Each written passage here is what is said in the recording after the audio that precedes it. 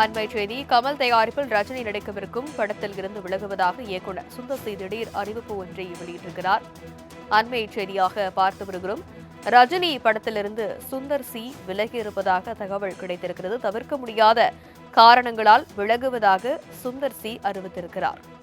கமல் தயாரிப்பில் ரஜினி நடிக்கவிருந்த படத்தில் இருந்து விலகுவதாக இயக்குநர் சுந்தர் சி திடீர் அறிவிப்பை வெளியிட்டிருக்கிறார். அண்மை செய்தியாக பார்த்து வருகிறோம். தவிர்க்க முடியாத காரணங்களால் விலகுவதாக சுந்தர் சி அறிவிப்பு ஒன்றை வெளியிட்டிருக்கிறார். கமல் தயாரிப்பில் ரஜினி நடிக்கவிருந்த படத்தில் இருந்து விலகுவதாக இயக்குநர் சுந்தர் சி திடீர் அறிவிப்பை வெளியிட்டிருக்கிறார். ரஜினிகாந்தின் 173வது படமான படத்தை இயக்குவதாக சுந்தர் சி அறிவித்திருந்த நிலையில் தற்பொழுது தவிர்க்க முடியாத காரணங்களால் படத்திலிருந்து விலகுவதாக அறிவித்திருக்கிறார். கமல் தயாரிப்பில் ரஜினி நடிக்கவிருந்த படத்திலிருந்து விலகுவதாக இயக்குநர் சுந்தர் சி திடீர் அறிவிப்பு ஒன்றை வெளியிட்டிருக்கிறார்.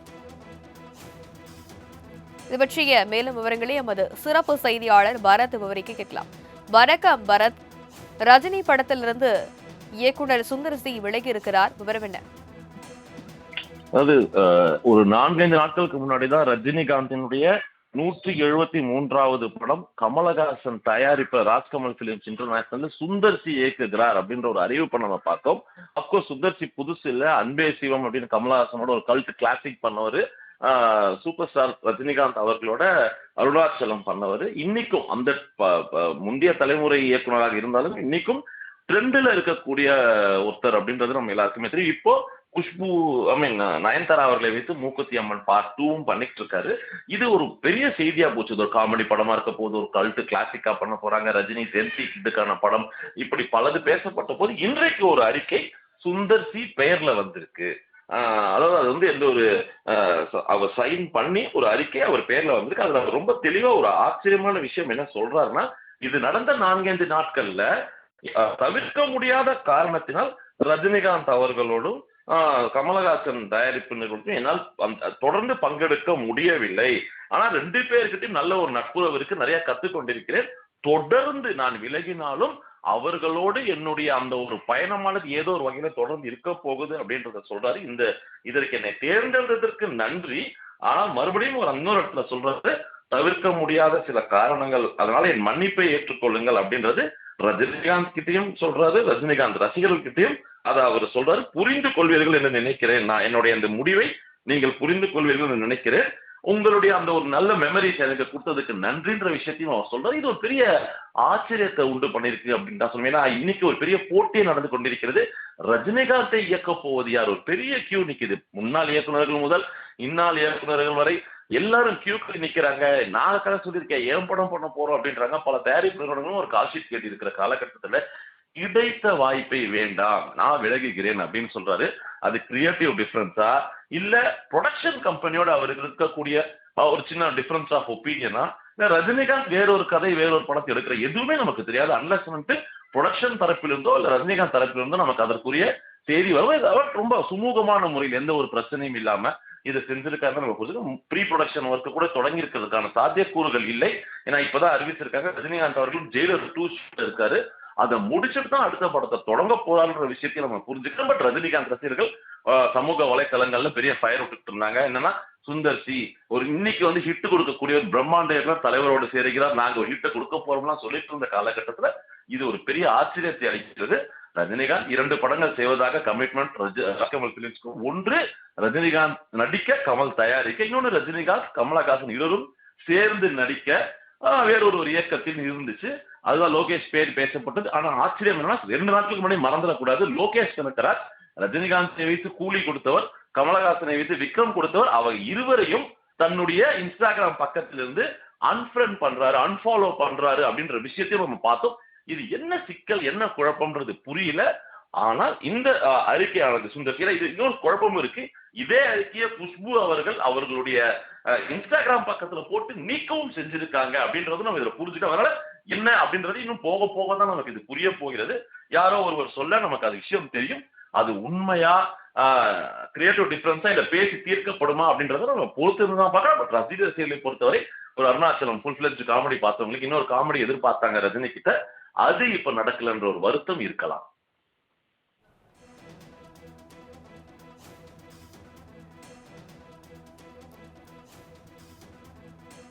விவரங்களுக்கு நன்றி பரத்.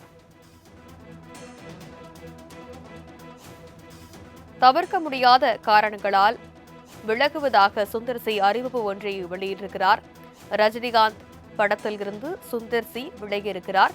கமல் தயாரிப்பில் நடிகர் ரஜினியின் 173வது படத்தை இயக்குனர் சுந்தர் சி இயக்கவிருப்பதாக தகவல் வெளியாகியிருந்த சூழலில் தவிர்க்க முடியாத காரணங்களால் விலகுவதாக அறிவித்திருக்கிறார்.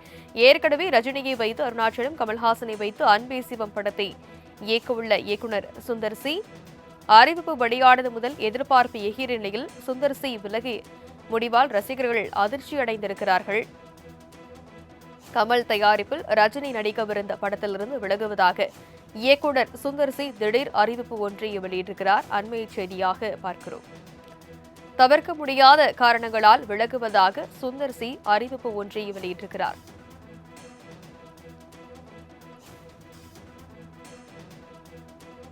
கமல் தயாரிப்பில் நடிகர் ரஜினிகாந்த் 73வது படமான இயக்குவதற்காக இயக்குனர் சுந்தர் சி அறிவித்திருந்த நிலையில் தற்பொழுது தவிர்க்க முடியாத காரணங்களால் இப்படத்திலிருந்து விலகுவதாக இயக்குனர் சுந்தர் சி அதிரடியாக அறிவித்திருக்கிறார். இது ரசிகர்களை அதிர்ச்சியில் ஆழ்த்தியிருக்கிறது. அறிவிப்பு வெளியானது முதல் எதிர்பார்ப்பு எகிறிய நிலையில் சுந்தர் சி விலகல் முடிவால் ரசிகர்கள் அதிர்ச்சி அடைந்திருக்கிறார்கள்.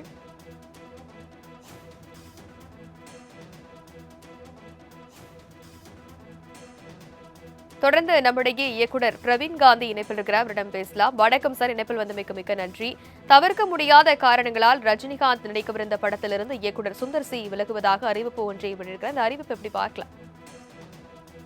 என்னன்னா மேடம், அருணாச்சலம்னு ஒரு படம் பண்ணாங்க. அந்த படம் வந்து மிகப்பெரிய வெற்றி அடைஞ்சு மிகப்பெரிய கூட்டணி. சுந்தர் சி சார் கிட்ட என்னன்னா, ஒரு மிகப்பெரிய எவ்வளவு பெரிய விஷயத்தையும் சாதாரணமாக சிரிச்சுக்கிட்டே பண்ணுவார். கிட்டத்தட்ட கே.எஸ். ரவிக்குமார் சார் கிட்டே அந்த குவாலிட்டியை நான் பார்த்துருக்கேன். கமல் சாரையும் ரஜினி சாரையும் கையாளுறதுக்கு வந்து திறமையை விட ஆளுமை தான் ரொம்ப முக்கியம். நீங்கள் கே.எஸ். ரவிக்குமார் சார் பார்த்தீங்கன்னா மேக்சிமம் கதையை வந்து வெளியே தான் வாங்குவார். அவர் கதை பண்ண மாட்டார். ஆனால் ஆளுமை இருக்கும் அவர்கிட்ட.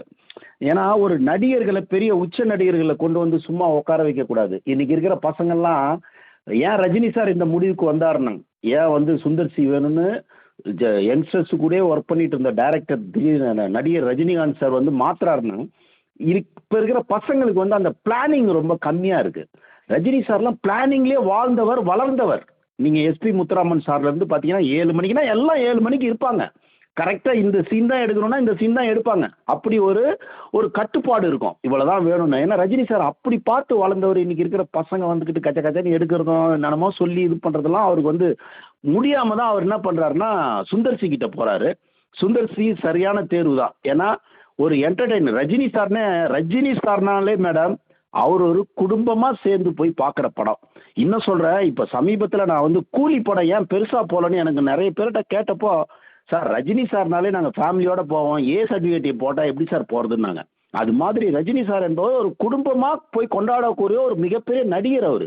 அவருக்காக ஏ சர்டிஃபிகேட் வரக்கூடாதுன்றது ஒன்று. ரெண்டாவது சுந்தர் சி சரியான தேர்வு. இந்த தேர்வு மாறுறது வந்து எனக்கு என்னமோ ப்ராஜெக்டே எனக்கு சந்தேகக்குறியாக மாறுது. அந்த ப்ராஜெக்டே திரு கமலஹாசனின் தயாரிப்பில் அந்த ப்ராஜெக்டே நடக்குமா அப்படிங்கிறத நோக்கி எனக்கு வந்து வருது. ஏன்னா என்னதான் திருப்பி நீங்கள் வந்து கமல் சாரும் ரஜினி சாரும் சேர்ந்து ஒரு படம் பண்ணாலும் ரெண்டும் வேற லெவல். எப்படி வந்து சென்ட்ரல் கவர்மெண்ட்டும் ஸ்டேட் கவர்மெண்ட்டும் சேர்ந்து ஒரு விஷயத்தை எடுக்க முடியாதோ அந்த அளவுக்கு ரஜினி சாரும் கமல் சாரும் வந்து அந்த மனோநிலை கொண்டவர்கள். அதே மாதிரி தான் Ajith sir and Vijay sir, அவங்களும் வேற மனோநிலை. இவங்க சேர்ந்து பண்ணுவாங்களா? பண்ணுறதுக்கான கால சூழ்நிலை இருக்கா? அதற்கான பொறுமை இருக்கிறதா? ரஜினி சார் பண்ணலான்னு நினச்சா கூட இருக்கவங்க அலோவ் பண்ண மாட்டாங்க. கமல் சாரை பயமுறுத்துவாங்க. அந்த மாதிரியான ஏதோ ஒரு புது குழப்பம் அங்கே முளைச்சிருக்கிறதா நான் நினைக்கிறேன் மேடம். அதனால தான் இந்த ப்ராஜெக்ட் வந்து இதுவாகுது. ஆனால் என்னை பொறுத்த வரைக்கும் ரஜினி ரசிகனான எனக்கும் சினிமாவை சரியாக கையாளக்கூடிய ஒரு கே.எஸ். ரவிக்குமாருடைய தம்பினே நான் சொல்லுவேன். சுந்தர் சியை கரெக்டாக எடுத்து கொடுப்பாரு. அவங்க எப்படியாவது கன்வின்ஸ் பண்ணி யாராவது உள்ளே பூந்து கன்வின்ஸ் பண்ணி படம் பண்ணால் நல்ல படமாக வரும்ன்றது என் நம்பிக்கை மேடம். இணைப்பில் வந்து உங்களுடைய கருத்துக்களை பகிர்ந்தமைக்கு நன்றி திரு பிரவீன் காந்தி.